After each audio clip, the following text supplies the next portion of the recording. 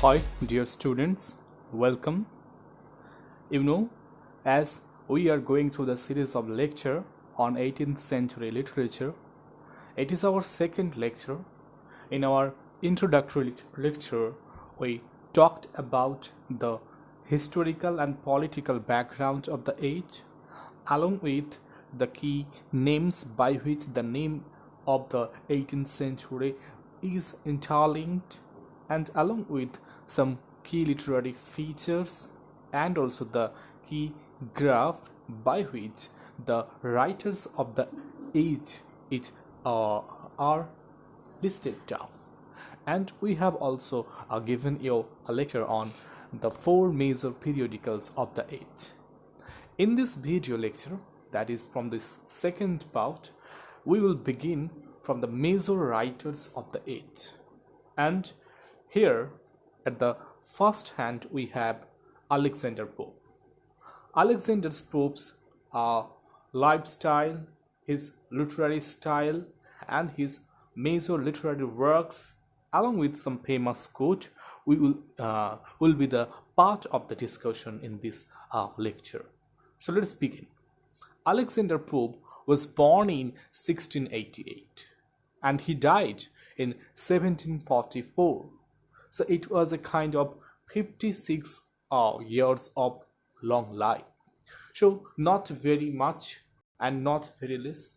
It's a kind of moderate age, and in that particular age scenario, Alexander Pope had sought his excellence, his talent, and his talent leads him to become the dictator of that particular age. Now that year, that particular 1688 was a very famous year for the Englishmen. That is, in the English history, the year was very much famous. Not in the mean of that I'm going to say that about whose birth or somebody else's death. I'm talking about a war, a revolution. And in our introductory lecture, I have given you the name of that particular year. I wish or I hope that you have remembered it. Okay, and if you have remembered it, just write down in the comment section what happened in 1688. I will notice how many of you have remembered it. Then, he was a great poet, satirist of the English Augustan period. I know you have remembered about the Augustan age. Augustan age is named primarily in the age of Roman age. So that's why I prescribed here as English Augustan period. So that's why 18th century is called Augustan age, because the writers of the age started copying, imitating that era's writings. Okay, that's original Augustan writings. That's why they were called Augustan period. So here that means Alexander Pope was the key writer, key poet and satirist of that English Augustan period. Got it? Next, in a survey, it was done by Oxford Dictionary Quotations, and here we have found that after Shakespeare, Alexander Pope is the second most quoted writer in English language. So that's why he is not only a famous, he is rather world famous. He is rather most quoted writer just behind William Shakespeare. If you talk about his excellence in poetic diction, literary style, then you have to consider his using of heroic couplet. He is considered a master of the heroic couplet. And in his boyhood, Alexander Pope was an excellent scholar, students. He learned various languages. He learned French, Italian, Latin, Greek by himself. This is a kind of a history that a boy learning all these languages at a very earlier age, and that was done by himself. Just think of the age. There was no excellence in internet, ICT based technology, but he did it. But in our present scenario, we have mobile phones, we have others technology, but How many of you have tried to do it? I think not many of you. You have known just one, two, or maybe three languages. Just think of that man's quality. And he discovered Homer at the age of 6. It was a kind of a path-breaking thing that he even started Homer at the age of 6. Just think of it. At the age of 6, a boy or a girl a scene just he seems in a primary or a kind of introductory lessons, and he did it a great job, that is learning Homer and his works. It's a really awesome thing to have in a boy's talent. Okay, at the age of 12, Pope composed his earliest extant work, Ode to Solitude. But in his lifetime, he had suffered a lot. As a child, Pope was nearly survived being once trampled by a cow. It was a lucky thing. But what happened after that? It was a kind of a big mistake. You can say a big tragedy in the life of Alexander Pope. He was at the age of 12 when he began struggling with tuberculosis of the spine. His spine was attacked by that particular disease, tuberculosis, and that is named as pot disease. Okay, however, he survived. Okay, and in his mental condition, there seemed a kind of crippling thing. He was physically crippled and his mental condition also crippled. It was like that everybody was thinking that the boy will not do anything and he will die very shortly, but that not happens. He remained himself, he contained his health, and he lived that long 56 years. Then his height, his physical stature was not so much. He was merely a boy of a boy, or you can say a youth with only 1.37-meter height. That is in feet 4 feet 6 inches.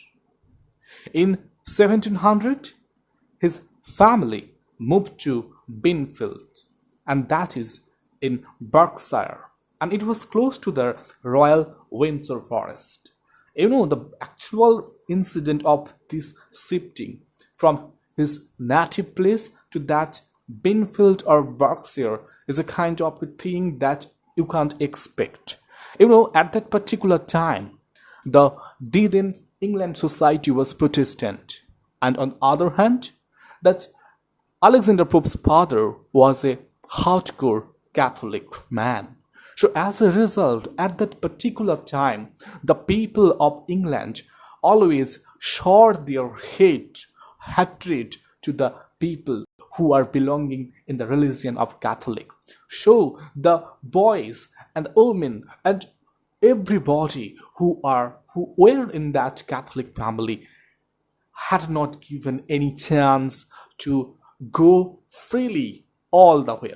Even the boys or girls had not given the opportunity to get admission in their schools and colleges, and that's why they had to that means Pope had to study himself in his home, and that's why that thing was done.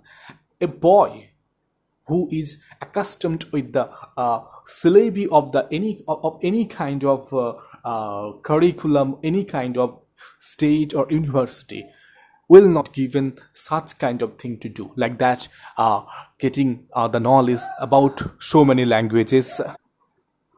After that, a boy experienced Homer at the age of 6. Oh, it is a tremendous work which I have already discussed. So here, it was a kind of opportunity for a boy to experience more than what the actual curriculum or syllabus have given to him, and that was at the one part. At the one hand, it is thought that a boy or a family who is living there also suffered a lot. The people of Protestant showing their animosity, showing their hatred was so much that at that particular time the anti-Catholic attitude was at the stake. So that's why they can't bear to stay there. So they had to shift their home from the native place to the near field, that is Binfield. At Binfield, Alexander Pope made many important friends. And among them, the most important friend was John Carroll. Just remember the name. He is a significant name in the life of Alexander Pope and had many acquaintances in the London literary world with the help of that man. And that man, that John Carroll, introduced Alexander Pope to the aging playwright of the age, William Wycherley. You know, William Wycherley was a famous Restoration playwright. Around 1711, Pope made friends with many Tory writers and especially Jonathan Swift. I think you have come across the name Jonathan Swift. And if not, I will give you about him, about his life career in our next or upcoming lectures. Then Thomas Parnell and also John Arbuthnot. Actually, they were in a mood to form a particular satirical club, and they formed that particular named with the club's name like that, Scribler's Club. It is a kind of a club which is often used to satirize people. And here, all these writers took that along with Alexander Pope and also Jonathan Swift, Thomas Parnell, and John Arbuthnot. They did that criticizing with the disguised name that is Martinus Scriblerus, and from that the club's name Scriblerus Club have come. And you know that club was not actually a physical club. It was rather a kind of a club with the official purpose that was made with the form of paper, not in the form of any physicality of foundation of a club. Okay, it was a kind of intellectual club. Okay, although in his lifetime Pope never married, he had many female friends to whom he wrote witty letters, and among them one prominent female figure is Lady Mary Oatley Montague. You know, there is a circulation of story that Pope once infatuated by the beauty of that Lady Mary Oatley Montague, and after bewitching her beauty, he proposed to her. And at that time, that girl, Lady Oatley Montague, was a member of a blue stocking group. And at that particular time, the members of the blue stocking group were very much sophisticated. They are wealthy and they have a high status of living. So just think of it, a boy named Alexander Pope who has nothing. That means his physical deformity had already grasped his everything. He has no beauty. He has only the one thing, just ugly kind of face. And he proposed a girl who is so much famous. So it is expected that the boy will be refused, and that was done. But not only. After this incident, Pope was really very much humiliated. He can't bear such humiliation, such ashamed. And on the next day, he wrote a criticism, and that was named An Elegy on the Unfortunate Lady. His ability to write criticism, he has the great charm of criticizing others.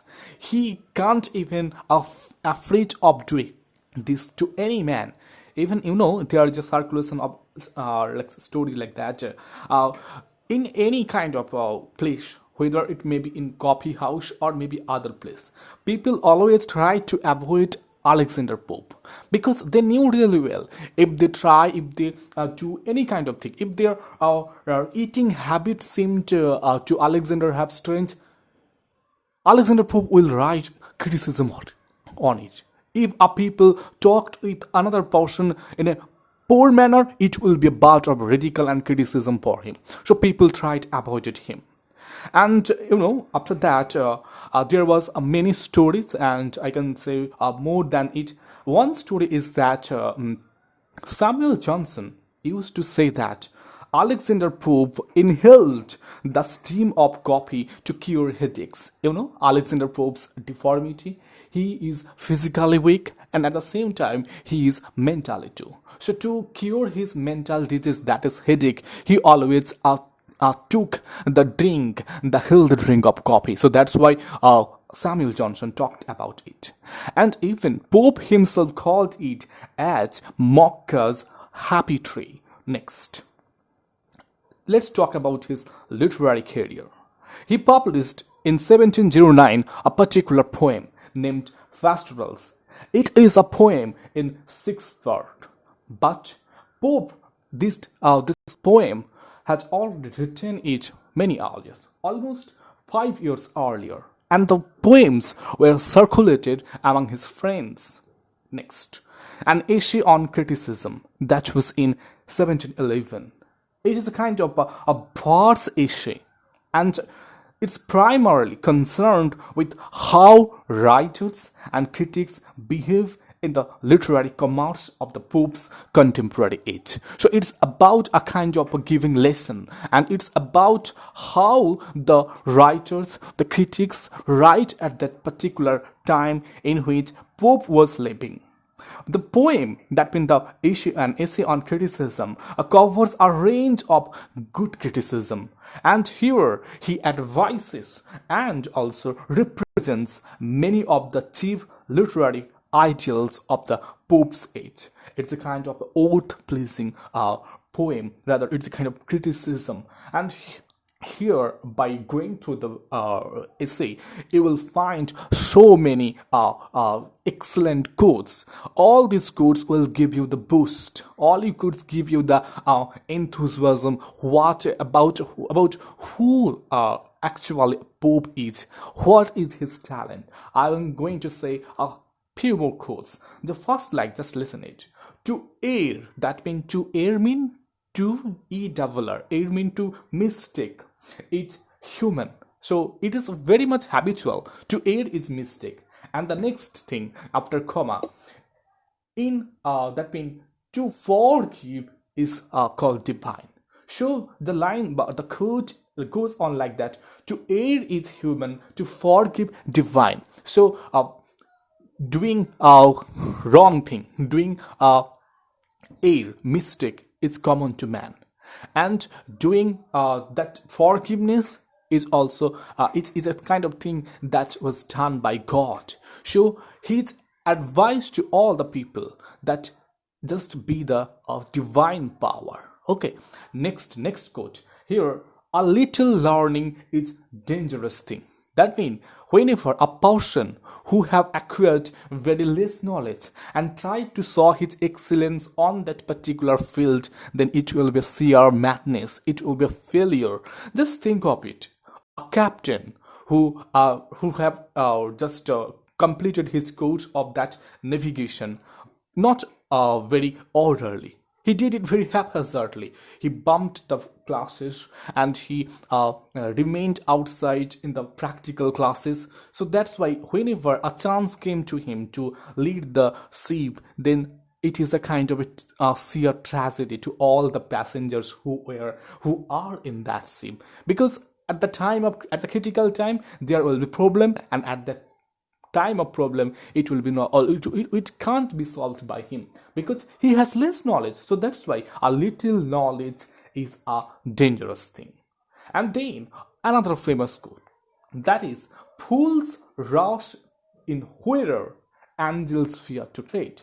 That means the person who are of no imagination about any kind of situation, that means a kind of persons who have no idea about any kind of things, and they try to give their suggestions, and they try to talk about more that thing. It's a kind of a foolish things, and even such kind of things were not done by the divine persons like that of angels. Angels always fear to such kind of things to do. So there are plenty of quotes. If you have guts to read, guts to know, just go through the book. And then, throughout the poem, Pope refers to ancient writers such as Virgil, Homer, Aristotle, Horace, and Longinus, and that's how it is called the Augustine. That is called English Augustine. Because just look at the writers. All these writers are the writers of classical age of age of Roman. Okay, so that's why age of Rome actually. So that's why all these writers have been incorporated in this book too. And it's a kind of that book is a kind of a thing where Alexander Pope believed that, and he says that a true ease in writing, and it comes from art. That means whenever a writer tries to do anything, that means a writer's pleasure will not come from other thing. Whenever he tries to write it, his pleasure will come to him. And he said that like that, not in dance, and that writer can't experience the pleasure in dancing. So that's why he said that a writer's pleasure is in writing. And he also said that as those moves are easier who have learned to dance. That means a dancer who has experienced every moves, who has practiced every moves, to him or to her, dancing is very easy. So that's why. So there are two other kind of things. There's one thing is poetry writing, or maybe any kind of writing, and on the other hand, it is a kind of dancing. So those two are different kind of activities. So people who are doing respective jobs have the pleasure by doing it, and for doing that they need to know the actual process, and if he did it, he becomes successful. And that's why Pope's actual message here is that writers, it may be a poet, it may be an artist, whether it is in any kind of art, they are not born, rather they are made. They made that. Actually they prepared themselves to become such kind of things. Next, he translated the epic written by Homer, the Iliad, which was a painstaking process, and he took almost 6 years to do the translation. And it is thought that that translation was very much important, and it was so famous that people requested him to do the same for Odyssey, and he did it. And he did it between 1725 and 1726. Now, the next poem, and it is a world classic, and you have already come across in your first semester syllabus, The Rape of the Lock. It was published in 1711 for the first time. Then it was revised once again in 1714.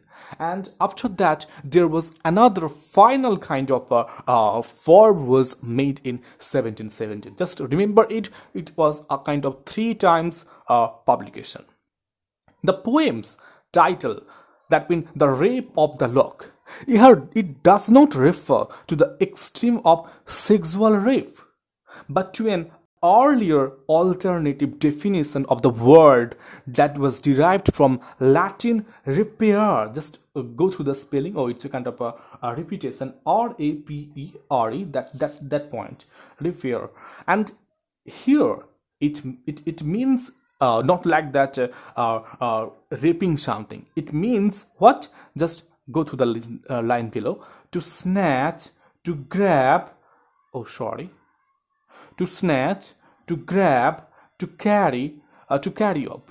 Okay, those it means that doing something illegal kind of things. That's like that of snatching someone's property, grabbing.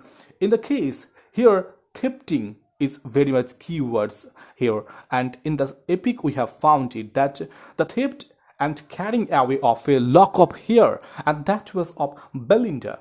Okay, and here you will need to know about the story. Actually, that friend with whom he met at Binfield, that I think you have remembered the name. Just I'm going to that point. Yes, John Carroll. John Carroll proposed Alexander Pope about the two family, that was Lord Petre and Arabella Farmer. So there was a kind of debate about a thing that Lord Petre got the hair of that called Arabella Farmer. So there was a kind of a strong rivalry among between those two family. So to complete or to solve the dispute, Alexander Pope requested that man, that Alexander Pope, to write something, and Alexander Pope wrote this epic. From the first time, he wrote two, and after writing each, Arabella Farmer wrote a letter to Alexander Pope that how did you dare to do such kind of thing? My private thing, you made it a kind of a public field, and everybody now reading about myself. It's a kind of same, or it's a kind of a losing of honor for me. And at that particular time, Alexander Pope apologizes, and he talked to him. He talked to him to talk to her that I am not targeting you. My target is like that of macroscopic thing, and I am using you as a microscopic image. You know, macroscopic means in a bigger circle. You are just a representative of that fashionable society. So my concern is not to attack you personally. My concern is to attack the whole 18th century society, that poppish kind of society. And you know, I'm not going to discuss it further. Actually, you have already gone through, and you have known the actual story. Right? Here, the epic, the Rape of the Lock, has often been compared with the epic of Homer, the Iliad. You know, here the abduction of Helen, that means taking away of Helen of Troy, becomes here the theft of Lock of Hair. So what did Menelaus did in what did Paris did in the Iliad by abducting Helen from the city of that Sparta, okay, that in Greece, okay. Here the Lord Petre did the same thing by cutting the hair lock of Arabella Farber. So it's a kind of similar theme, and here the gods become minute sylphs. Here the gods, that mean the gods which were in the Iliad, here we have find the supernatural figure like sylphs. And then the descriptions of Achilles' shield becomes an excuses on the Belinda's petticoats. So just look at the comparison. And seeing this comparison, I think you can understand the similarity between this. So that's why the Rape of the Lock is not a true epic in truest sense, but it is called a mock epic. And then he wrote the Dunciad. The Dunciad, it was a kind of a work that was written during the time of 1728 and 1743. In that book, he celebrates a goddess dullness and the progress of her chosen agents as they bring decay, imbecility, and tastelessness to the kingdom of Great Britain. Actually, in that particular book, he provided a goddess, and that goddess having not any kind of positive intent to do in England. In England, he brought just one thing, just calamity, just bad things, and that's why the goddess has been here criticized. And you know, it is a kind of a criticism not to goddess, that goddess of dullness. It was a kind of rather a personal satire to a particular person named Lewis Theobald. Actually, Lewis Theobald did a job of translating and criticizing the work of Shakespeare, and people thought that Theobald did a great job. But according to Alexander Pope, it was a kind of silly thing and he did a very worse thing. So that's why he criticized it. And he thought he is far superior in criticizing Shakespeare than him. And here, the goddess of dullness has been compared with the characters which was used by Virgil in his epic Aeneid. So here, just you need to remember it that the Dunciad is a comic version of Virgil's Aeneid. Okay. Next, he wrote moral essays, and these moral essays are known as epistles to several persons. All these that moral essays are in four poems, and they are all in ethical subjects by Alexander Pope, and all these were written during the time of 1731 and 1735. And then he wrote an essay on man, and it was done in the period of 1733 to 1734. It is consisted of four epistles, and that are addressed to Lord Bolingbroke. Okay, Lord Bolingbroke.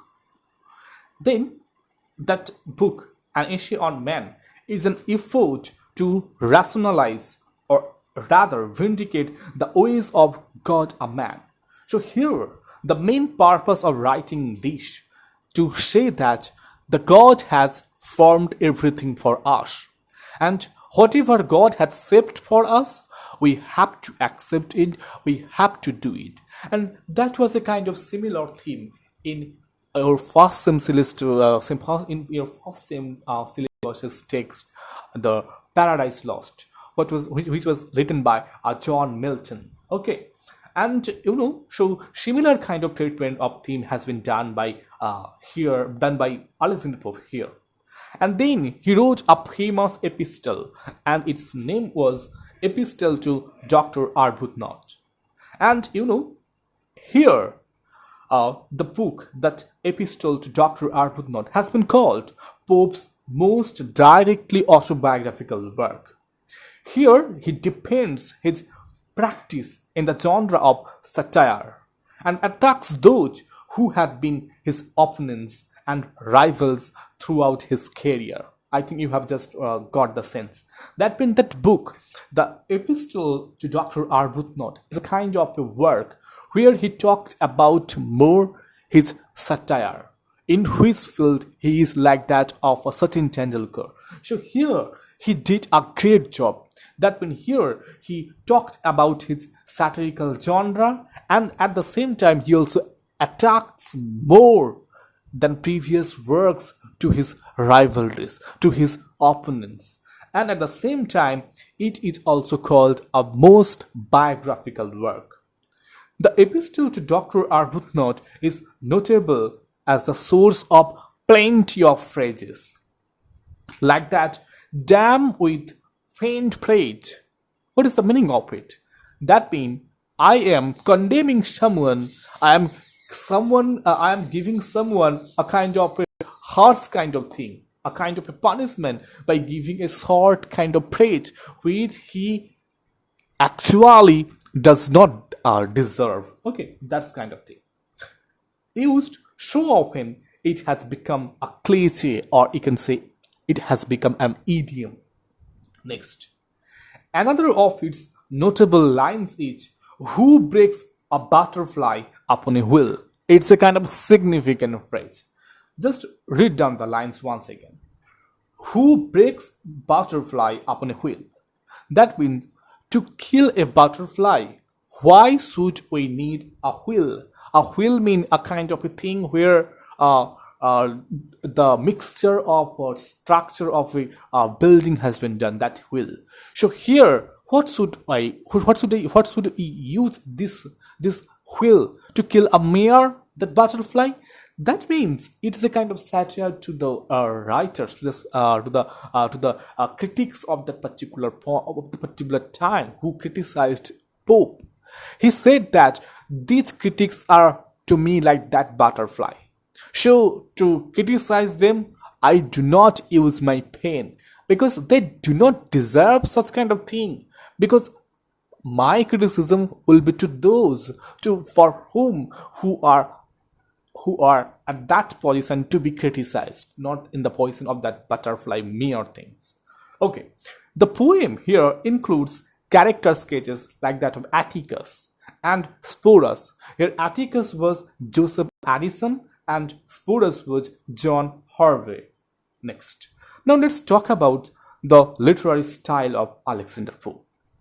And Alexander Pope is a very much a rational kind of person. He always did the things with rationality, logic, and then he used a scholarly allusion. And I think you have received plenty of things allusion in that discussion. Then he used didacticism, and his adherence to classical rules always there. And then his mastery of heroic couplet, and he never thought of using that passionate lyricism. Okay, and then his poetic diction is also very much famous. So just go through this uh, literary style and try to write down all these in your copybook so that you can get the knowledge. You can get the knowledge at the particular time when you desire to remember it. Okay, next, some famous quotes. Just read down these famous quotes. The first quote is "Fools rush in where." Okay, I have already discussed about it. And then a little learning is also discussed, and what reason waves. Just read down this and get the actual pleasure of it. So thank you, and once again, stay at your home, stay safe, and take care of yourself and your family too. Have a great day, and one thing, we will overcome it. Okay, we will overcome that COVID-19. Thank you.